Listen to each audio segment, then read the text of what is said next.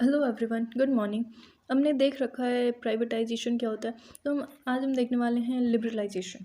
ये कब आया था? 1991 में। 1991 में इकोनॉमिक रिफॉर्म आया था, एलपीजी। ठीक है, तो हमने एलपीजी का प्राइवेटाइजेशन तो पढ़ रखा है। अभी हम लिबरलाइजेशन पढ़ने वाले हैं। ठीक है, तो लिबरलाइजेशन क्या होता है? लिबरलाइजेशन मतलब बेसिकली आज़ादी। किससे आज़ादी? गवर्नमेंट से थोड़ी सी आज़ादी। Loosening of government controls means liberalisation. ठीक है, ये प्रोसेस है या फिर means of elimination of control of the states over the economic activity, ताकि इकोनॉमिक ग्रोथ हो सके। जब बहुत ज़्यादा रेस्ट्रिक्शंस होते हैं गवर्नमेंट के द्वारा तो कुछ प्रॉब्लम्स आती हैं, कुछ नहीं बहुत सारी सी प्रॉब्लम्स आती हैं। तो लिबरलाइजेशन में किस चीज़ की आज़ादी चाहिए थी आखिर? सारे रेस्ट्रिक्शंस रिमूव करने थे इकोनॉमी के, लेकिन कैसे रेस्ट्रिक्शंस? किस चीज़ के रेस्ट्रिक्शंस? तो बहुत सारे से स्टार्टिंग में जब हमारी कंट्री इंडिपेंडेंट हुई थी तो नेशनलाइजेशन का सब कुछ चल रहा था, और बहुत सारी चीज़ों पे हमारी इकोनॉमी क्या थी? क्लोज्ड इकोनॉमी थी। ठीक है, तो उस टाइम पे हमारा एंट्री पे बैरियर्स थे और एक्सपेंशन पे बैरियर्स थे। एंट्री और एक्सपेंशन मतलब किस चीज़ के? बिजनेसेस के। अगर बिजनेस में एंटर करना होता था, किसी मार्केट में एंटर करना होता था, तो उसके लिए लाइसेंस चाहिए होता था। मान लो कोई फर्म खोलनी है, कंपनी खोलनी है, तो लाइसेंस चाहिए। उसको डाइवर्सिफाई करना है तो लाइसेंस चाहिए। उसको एक्सपेंड करना है, बढ़ाना है, और अलग नए बिजनेस लेके आने हैं। मतलब एक मेरा रॉ मटेरियल का बिजनेस चल रहा है, अब मुझे मैन्युफैक्चरिंग यूनिट खोलनी है तो इसके लिए लाइसेंस चाहिए होगा। एक्सपेंशन मतलब एक्सपेंड करना है, मेरी सिर्फ एक ही फॉर्म है, अब दूसरे फॉर्म को खोलना है तो लाइसेंस चाहिए होगा। इंपोर्ट के लिए लाइसेंस चाहिए होगा। एक्सपोर्ट करना है अगर, तो उसके लिए लाइसेंस चाहिए होगा। सिर्फ इतने ही नहीं, कैपिटल गुड्स अगर इंपोर्ट करना है तो भी चाहिए होगा। इंटरमीडिएट्स गुड्स लेके आने तो भी लाइसेंस चाहिए होगा। एमल्गमेशन के लिए चाहिए होगा। Control on issues of shares, यहाँ तक कि शेयर्स पे भी कंट्रोल था। ठीक है, डी वेंचर्स पे। Restriction on prices of goods, services and factors. ठीक है, तो इतने सारे से रेस्ट्रिक्शंस थे कंपनीज के ऊपर, बहुत सारे से रेस्ट्रिक्शंस थे। अब देख ही रहो, हर चीज़ में, एक्सपोर्ट में, इंपोर्ट में, कुछ भी चाहिए तो कुछ भी करना है तो लाइसेंस चाहिए।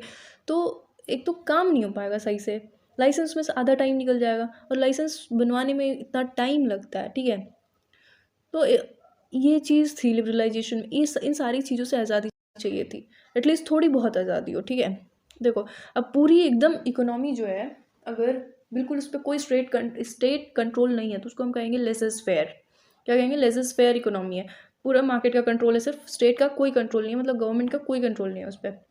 लेकिन अगर स्टेट है इकोनॉमी के अंदर तो बिल्कुल लेसेस फेयर नहीं हो सकता है। ठीक है, थोड़ी थोड़ी रेस्ट्रिक्शंस तो रहेंगी ही रहेंगी। तो समझ आया कि लिबरलाइजेशन क्या होता है, किससे, कहाँ से आज़ादी, कैसी आज़ादी, क्या मतलब है इसका। ठीक है, जब थोड़े से रेस्ट्रिक्शंस हट जाते थे तो इसको कहा जाता था इकोनॉमिक एक्टिविटीज़ बीइंग लिबरलाइज्ड। तो बर्डन, रेस्ट्रिक्शन के बर्डन हट गए थोड़े।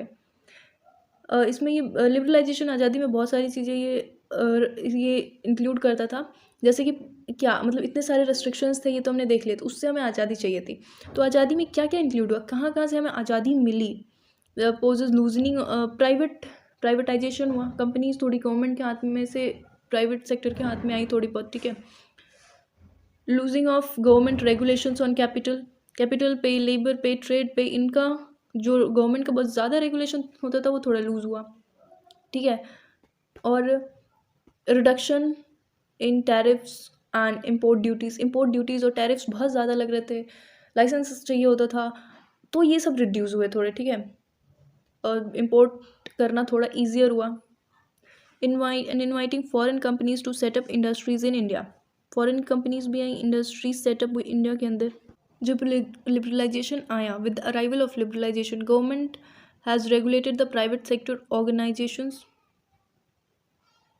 To conduct business transactions with fewer restrictions. मतलब जो बिजनेस प्राइवेट सेक्टर के साथ जो ट्रांजेक्शन्स होते थे उस पर भी थोड़े कम रिस्ट्रिक्शंस हो गए थे। ठीक है, तो हम ये सारा कुछ देखा। इसके ऑब्जेक्टिव्स मेन क्या डिसाइड किए गए थे कि Indian goods in international market, Indian goods जो है वो थोड़ा इंटरनेशनल मार्केट में जाए, मतलब एक्सपोर्ट में थोड़ी ईजिंग आए। ठीक है, थोड़ा ईज हो, थोड़ा लूज हो उस पर से रेस्ट्रिक्शन, तभी तो मार्केट में आएंगे, इंटरनेशनल मार्केट में आएंगे हमारे गुड्स, इंडियन गुड्स। तो एक्सपोर्ट को थोड़ा ईज़ किया गया, करना है, ये ऑब्जेक्टिविटी थी। ठीक है, दूसरी की मॉडर्नाइज करना है थोड़ा सा। फाइनेंशियल स्टेटस जो है कंट्री का, इकोनॉमी का, उसको चेंज करना है। मॉडर्नाइजेशन कैसे, थोड़े इंडस्ट्रियल गुड्स मतलब कि फॉरेन से टेक्नोलॉजी मंगाना या फिर कैपिटल गुड्स मंगाना, तो इस तरीके से थोड़ी मॉडर्नाइजेशन आएगी। हमारी इकोनॉमी पहले पूरी लेबर बेस्ड ही चलती थी, तो थोड़ा मॉडर्नाइजेशन चाहिए था टेक्नोलॉजी वगैरह के थ्रू। तो अगर इम्पोर्ट को थोड़ा ईज़ किया जाएगा तो हम इसको मॉडर्नाइज कर सकते हैं। तो ये एक ऑब्जेक्टिविटी थी, to encourage the private sector to take an active part in development process. Private sector जो है उनको इनकरेज किया गया कि आप लोग डेवलपमेंट प्रोसेस में एक्टिव पार्टिसिपेशन करें, एक्टिव पार्ट लें। इकोनॉमी में जो डोमेस्टिक बिजनेसेस हैं उनके बीच में कंपटीशन को बढ़ाना, बूस्ट अप करना कंपटीशन को between domestic businesses. Public sector का रोल थोड़ा कम करना in future industrial development. Future industrial development में पब्लिक का जो रोल है, पब्लिक सेक्टर का जो रोल है, उसको थोड़ा कम करना है। ठीक है, तो ऑब्जेक्टिव समझ आए। अब देखते हैं इफेक्ट्स क्या क्या आए अगर जब लिबरलाइजेशन हो गया तो इफ़ेक्ट्स क्या क्या आए। अब जो है हम इन्वेस्टर्स, फॉरेन की कंट्री जो है, फॉरेन के जो कंपनीज़ हैं वो हमारे वहाँ पे आकर के कंपनी खोल सकती हैं अपनी। ठीक है, उनको इस बात की आज़ादी मिली तो हमारे एफडीआई बढ़े, इन्वेस्टर्स हमारे वहाँ इन्वेस्ट करना शुरू किए, हम बाहर इन्वेस्ट करना शुरू किए। Indian producers got opportunity to compete with producers around the global level पे ये लोग प्रोड्यूसर्स से कम्पीट करने के एबल हो गए, अपॉर्चुनिटीज़ मिली इन्हें। Goods can be imported and exported easily, goods import और एक्सपोर्ट होने लग गए, ईजिली होने लग गए।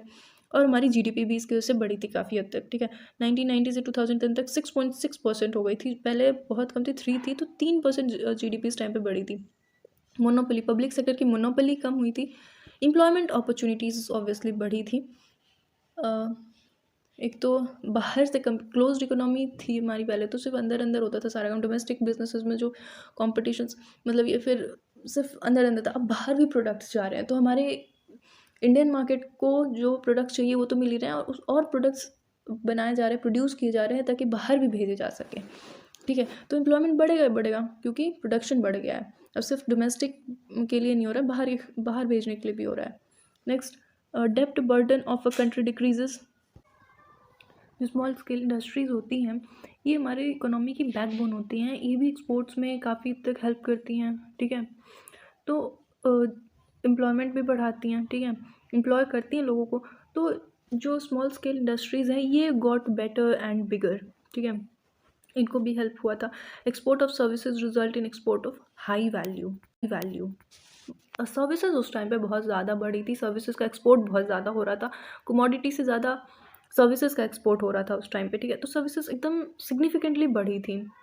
ठीक है, और एग्रीकल्चरल इकोनॉमी जो है ये थोड़ी डाउन सी हुई थी, क्योंकि देखो इसमें लोग कम नहीं हुए थे, लेकिन इसका शेयर जो है जीडीपी में वो कम हो गया था। ठीक है, बात समझ आई। इम्बैलेंस हो गया, ये हुआ क्यों था, इकोनॉमिक और पॉलिटिकल पावर में इम्बैलेंसेस आ गए थे बहुत सारे से। सर्विस सेक्टर इतना ज़्यादा बढ़ गया था कि वो जीडीपी में अपना बहुत ज़्यादा योगदान दे रहा था, और एग्रीकल्चर सेक्टर उतना नहीं ग्रो कर पाया, नहीं उतना दे पाया था इसमें, बल्कि लोगों का परसेंटेज ज़्यादा था, वर्कर्स इसमें ज़्यादा थे, लेकिन सर्विस सेक्टर ज़्यादा अच्छे से ग्रो कर रही थी। ठीक है, बात समझ आई। लिबरलाइजेशन क्या होता है। तो आज मेरी साइड से इतना ही है। Thank you, have a nice day, bye.